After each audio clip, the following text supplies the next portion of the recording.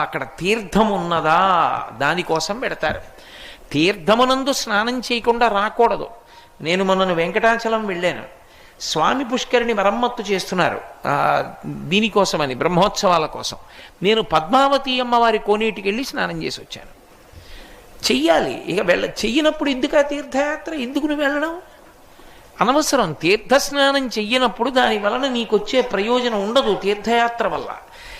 నేను చెప్పడం కాదు, కోటేశ్వరారు చెప్పారనుకోకండి, నేను శాస్త్రంలో ఉన్న మాటలు చెప్తున్నాను. అందుకని తీర్థస్నానం కోసం పెడతారు.